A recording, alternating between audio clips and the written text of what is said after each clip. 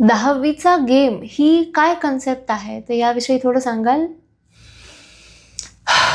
दीर्घ श्वास घेण्याचीच वेळ आहे. 10वीचा गेम समजणं खूप महत्त्वाचं आहे. 10वीला सध्या काय चालू आहे मित्रांनो माहिती आहे का? मोठ्या प्रमाणात मार्कांची खैरात वाटलेली आहे. म्हणजे जी मुलं प्रिलिममध्ये पालक माझ्याकडे काउन्सिलिंगला मुलांना घेऊन येतात, संघर्ष करत असतात, त्यांचा रिझल्ट आणि पेढे आले ना, मला लक्षात येत नाही रिझल्ट मोठा का पेढे मोठे. एवढे जास्त मार्क मिळले जातात आणि 10वीच्या गेमवर मुलांना ढकललं जातं कॉम्पिटेटिव्ह एक्झाममध्ये. आणि पालकांना असं वाटतं की इकडे माझं मूल खूप हुशार आहे, त्याचे एवढे एवढे टक्के पडलेत. 11वी-12वीला ते नोव्हेंबर डिसेंबर म्हणजे दिवाळीच्या आसपास संघर्ष करतं. त्यानंतर त्याला जड जातं आणि त्यातनं हार्डली ना के बराबर मुलं त्यांच्या ध्येयाकडे जातात. बाकीची पेड कॉलेजेसमध्ये ॲडमिशन घेतात. हा गेम पालकांनी समजून घेतला पाहिजे. कारण मॅथ्सचे मार्क, सायन्सचे मार्क, अरे तुम्ही त्यांना शाळेत पण शिकवताय, ट्युशन पण शिकवताय, प्लस बोर्ड पण त्यांना चांगले मार्क देते. मग तर ते त्याच्यात चांगलेच असणार ना. असे किती पालक आहेत जे SSTचे ट्युशन लावतात? बरोबर आहे.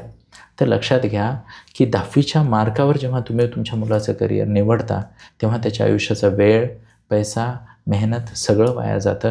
काळजी घ्यायची. आपल्याला विषयातली मार्कावर किंवा 10वीच्या मार्कावर करिअर नाही निवडायचं आहे.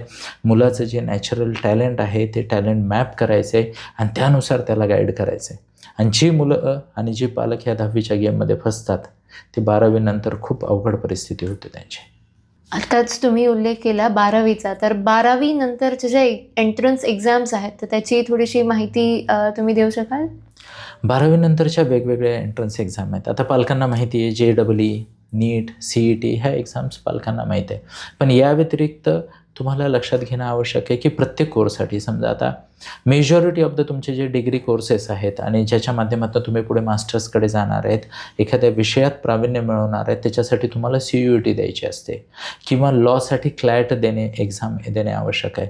IP-MAT सारखा किंवा IPM सारखा एक खूप सुंदर कोर्स आहे, जिथं तुम्ही IIMमधनं लक्षात घ्या, IIMमधनं BBA MBAचा 5 वर्षाचा इंटिग्रेटेड प्रोग्राम ऑफ मॅनेजमेंट करू शकता आणि खूप उत्तम पॅकेजने बाहेर पडू शकता.